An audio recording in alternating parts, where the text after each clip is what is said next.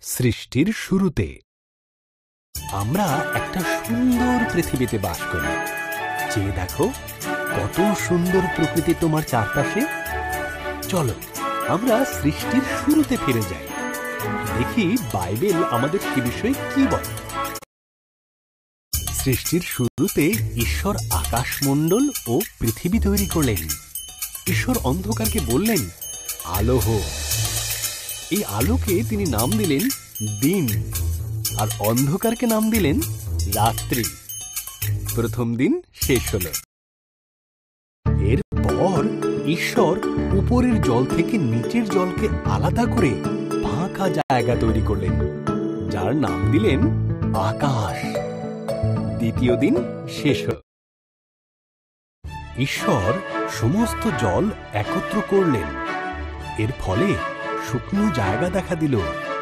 তিনি শুকনো জায়গার নাম দিলেন ভূমি, আর জমা জলের নাম দিলেন সমুদ্র। তারপর তিনি তৈরি করলেন ঘাস, শস্য ও গাছপালা।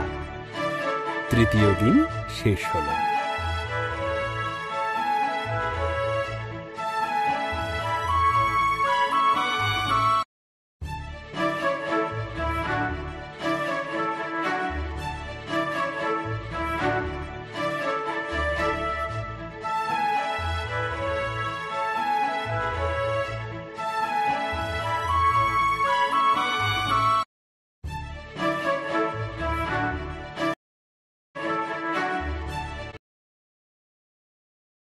এরপর ঈশ্বর আকাশে বিভিন্ন আলো তৈরি করলেন।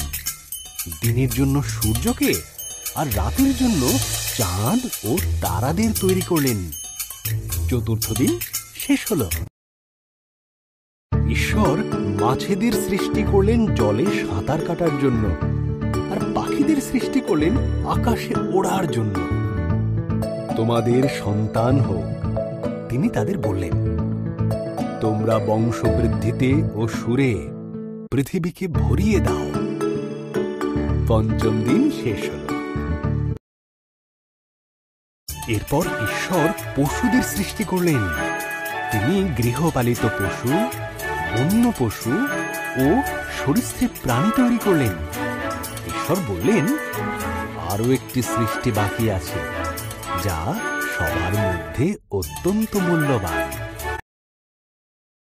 তাই তিনি নিজের মতন করে পুরুষ ও নারী সৃষ্টি করলেন।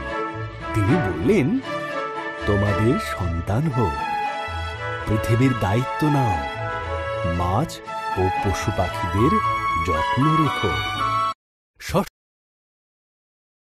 এরপর ঈশ্বর দেখলেন তাঁর সমস্ত সৃষ্টিকে খুব সুন্দর। তিনি বললেন, এই সপ্তম দিনে তিনি বিশ্রামে গেলেন এবং দিনটিকে স্মরণীয় করে রাখলেন। সপ্তম দিন শেষ হল।